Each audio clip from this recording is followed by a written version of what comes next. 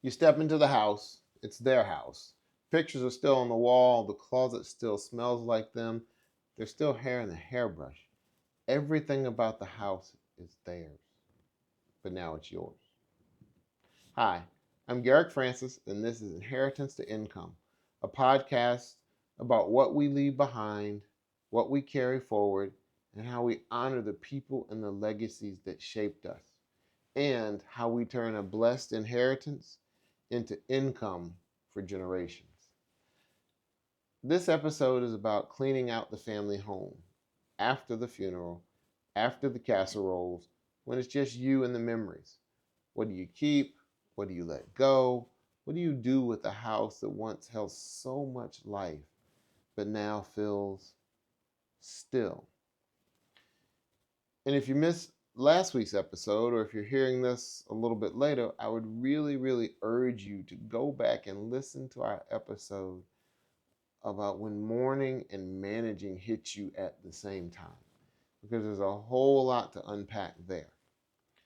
But today, I'm joined once again by my niece, Mia Jones. Mia is a mental health nurse practitioner and a certified life coach who works with individuals and families around grief and transitions and legacy. And she brings a deep insight, clarity, and a deep understanding of what it means to face these emotional moments. And so, welcome, Mia, again. Thank you for coming back, and tell folks a little bit about yourself.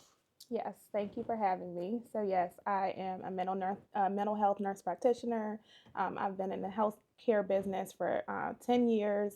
I've been a nurse practitioner for the last 3 years, and I am really passionate about helping people with their mental, emotional, and spiritual health so that they can live the life God designed for them to live. That's wonderful. Thank you.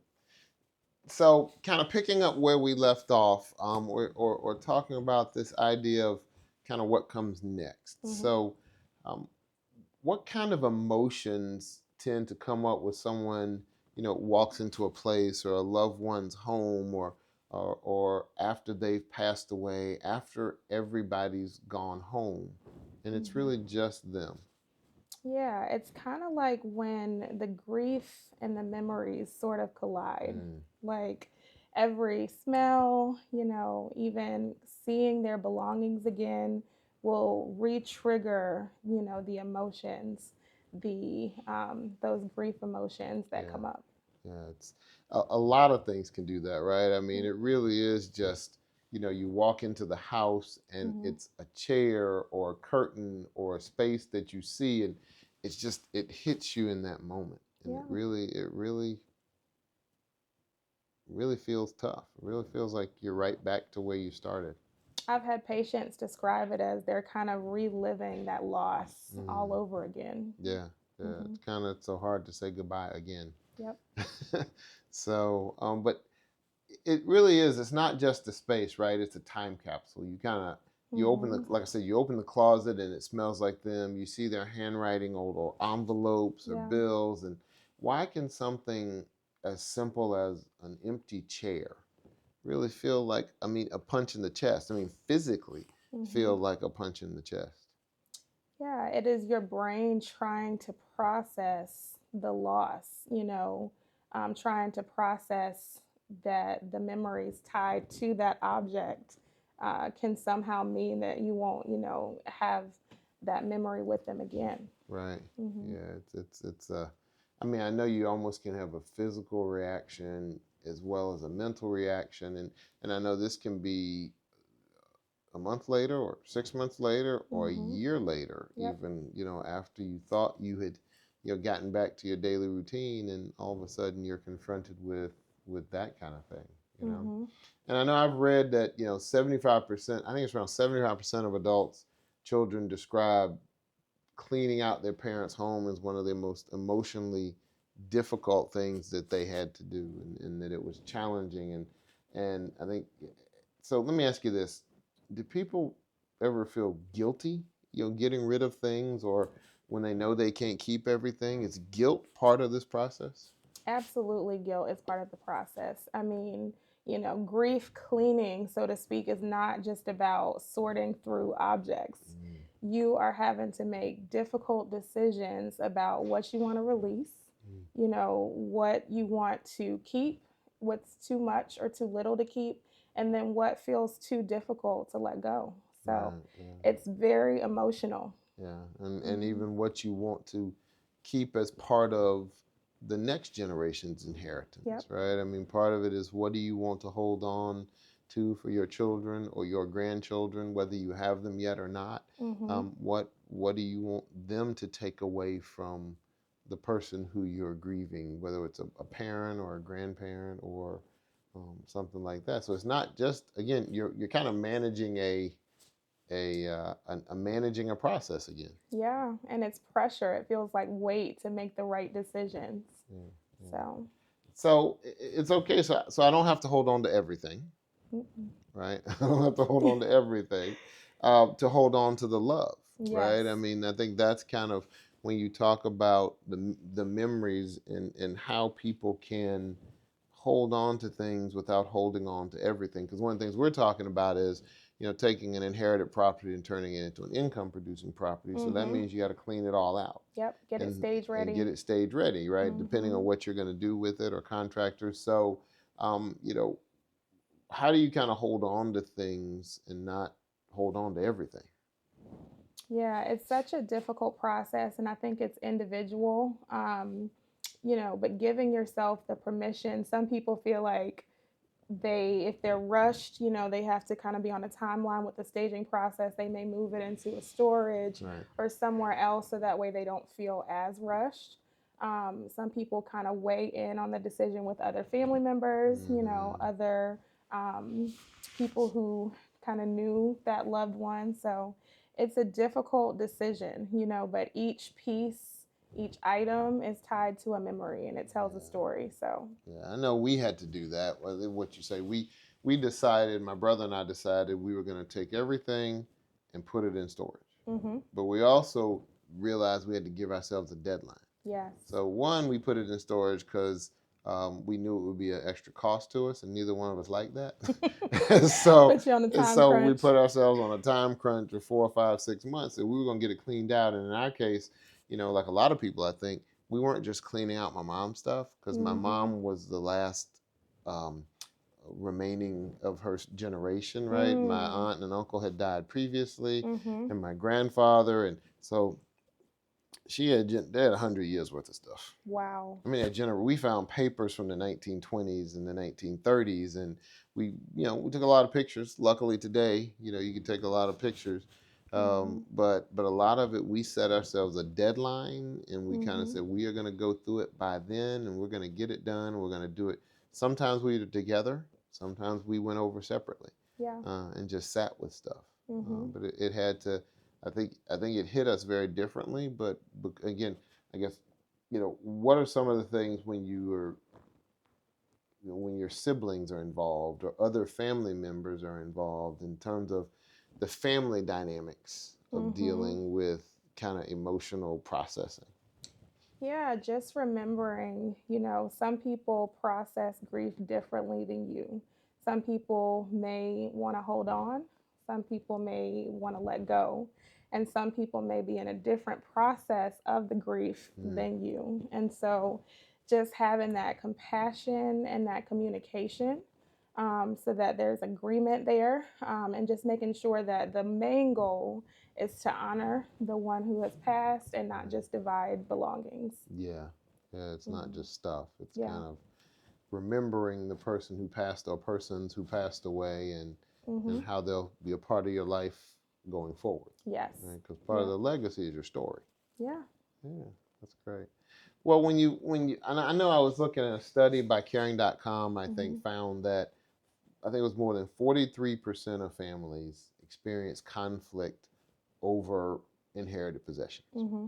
So even when there's no really significant value, and I think Hmm. you mentioned kind of why that is, but what are some of the conflict resolution tools, or what are some of the things that, how can families talk about or deal with those types of conflicts? Yeah, I would definitely say, don't be afraid to involve a professional if you need to. If there needs to be someone unbiased that can kind of walk you all through it, who is Mm. familiar with the grieving process, that is definitely wise. Allowing the appropriate space and time to talk about it and communicate.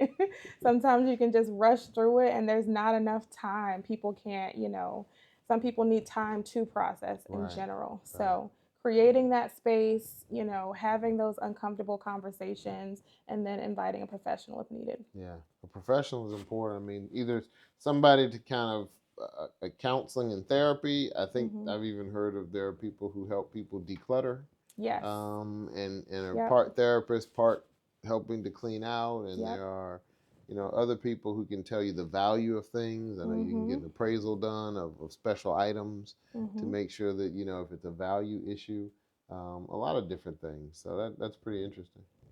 I know I've also heard about, I guess it's called legacy guilt, like feeling like you're dishonoring somebody if you get rid of their stuff, or if you donate the stuff, their Yep. clothes, or toss out their paperwork, or how do people move through these stages of guilt and over the estate, either because they're receiving it or because they're now moving on. Hmm. Yeah, I think, checking your mindset constantly, being a constant state of reflection, and just making sure that you are aware that you are not erasing the person. You are intentionally stewarding their Mm, legacy by stewarding their belongings well. right. So, any guilt feelings that come up, address them. Any more grief that resurfaces, address it. Don't stuff it down. Right. You So, mentioned something I think is really important. You said intentional. yeah. Um, how when you think about that in terms of when you're talking working with patients, and when you're Hmm. you're a life coach, right? So talk about intentionality a little bit. Yeah, intentionality to me just means making a conscious effort um, to do a certain thing. So, creating space for a certain thing and devoting time to it. Yeah, yeah, yeah. I know when and again, I talk to people who've lost loved ones. Hmm. Setting aside a time Yeah. to go through things, setting aside a time to just not go through things, Yes. and just to be in a space to remember types of things. I mean, I think Hmm. sometimes you can go into a room and there's nothing there, but you just want Hmm. to sit and remember what happened, Yeah. right? Whether you were a child running through that room, or whether or not there was an opportunity for you to have had a special moment in that Hmm. room, whether it was a graduation or a wedding or a reception or a party, or different things. It's just the memories sometimes flood back, Yes. and so being able to treat the memories like you treat the possessions sometimes seems like it could be an important part too. It's so, so important. Like I said, grief is a living thing. And so, I have a few of my patients who they are disturbed by the fact that they uncontrollably cry, and they're not comfortable with it. And it's like, are you creating the space that the grief deserves?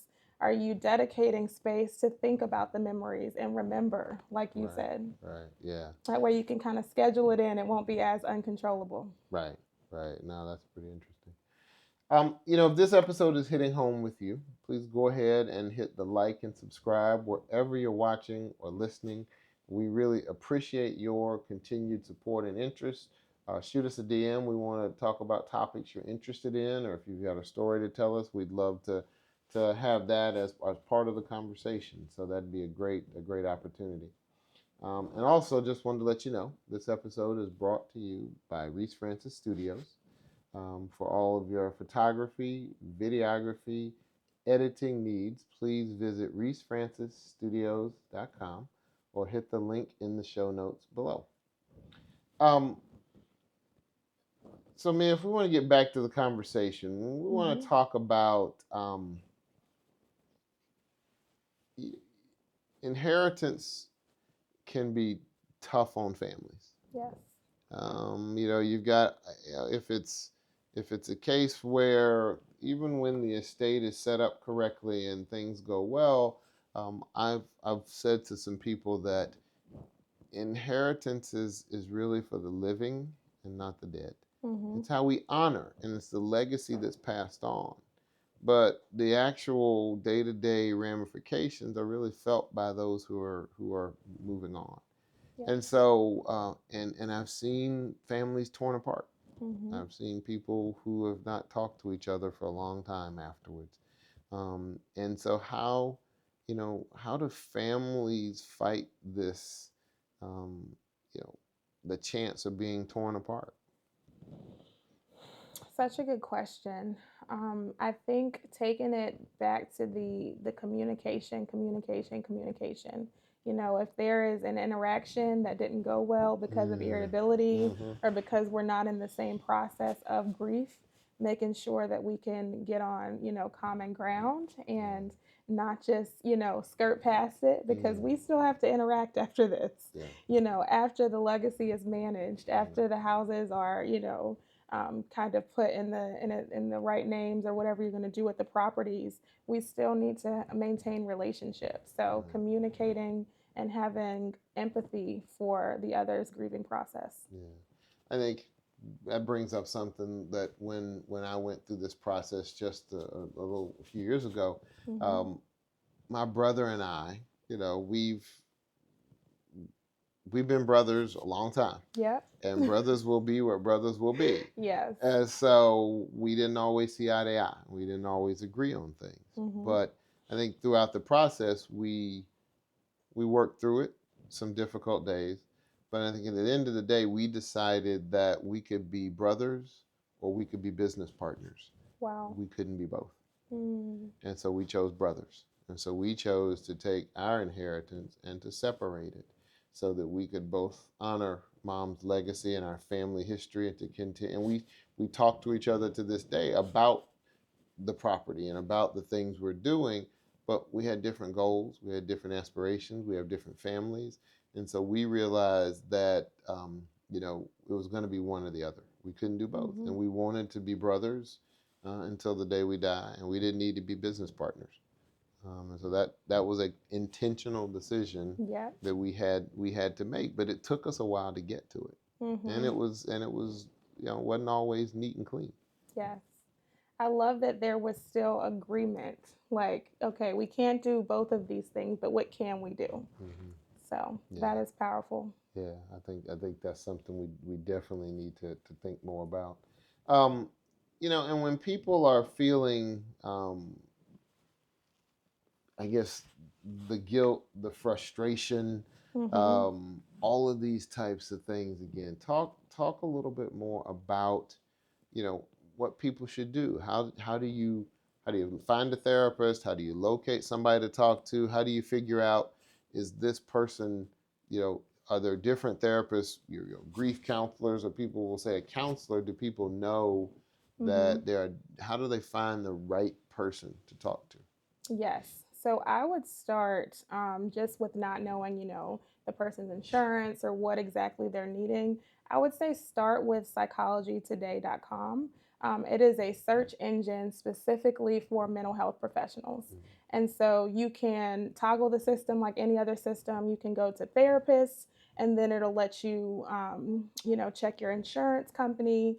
It'll let you check gender preference. It'll let you check so many different things to kind of personalize it. That way it can kind of narrow down the search. And then once you get a few, you can reach out directly through the search engine Psychology Today. And then once they respond back to you, they can kind of let you know what the next steps are to book a first session. Or you can go to the website of the practice that they work at, and they'll have their bio. You can kind of read it and kind of get to know them a little bit online. Yeah, no, that's great. That's great.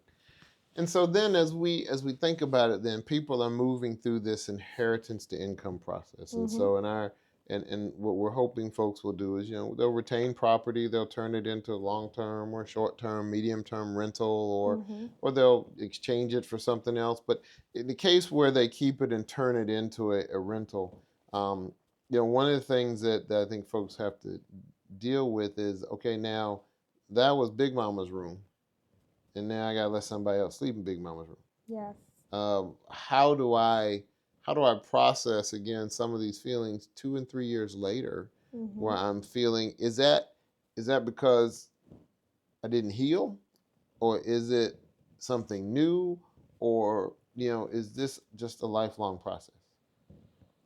Yeah, that is a very good question. So it doesn't necessarily mean that you didn't heal. Grief you can kind of restart parts of the grieving process depending on, the triggers, if you will. So that's a new situation that you are encountering, new things for your brain to process. And so you just have to really give yourself grace. I would say, just kind of taking it one step at a time Mm-hmm. and giving yourself the time to understand what you're feeling. What is it that's bothering you about it, Yeah, and kind of sitting with it a little bit. yeah, yeah. Well, Mia, again, I want to thank you again for walking us through another hard but necessary conversation. And so I Mhm. think you mentioned psychology today, and I guess can people find you there, or where else can they find you? Yes. So you can find me on Psychology Today. Just go under the psychiatrist tab. You can type in my name and find me there. Or I have a landing page. It is bit.ly, so bit.ly/healed women. And then you scroll all the way to the bottom. You'll see my social media handles. Okay. And we'll also make sure we provide all of her information in the show notes. Thank you. So if people want to get in touch with her, she's my niece, but she's fantastic. So, but if this is hitting home with you, or if it hit hard with you, please go ahead and hit that like and subscribe button wherever you're watching. We really want to stay in touch with you. This is a conversation. We're trying to build a community around these types of ideas. We're all about family, so we want to keep continuing that. If you're interested in the property that we took from inheritance to income, please check us out at theoberlinpalais.com. It'll also be in the show notes, so you can click a link. If your family's interested in coming to Raleigh, or if you're coming for a business trip, we'd love to host you. So please check us out. And I want to thank you for listening. We really appreciate it. Um, these are tough conversations Hmm. to have, before, after, but family is important in building legacy and using an inheritance to make sure that inheritance um, is the blessing it was meant to be and not a burden. And so we want to continue this conversation. We hope that you will join us again next week. We'll find another inheritance to income topic to talk about. We thank you for the time that you have granted to us. And until then, we hope that you have a blessed, transformational, and wonder filled week.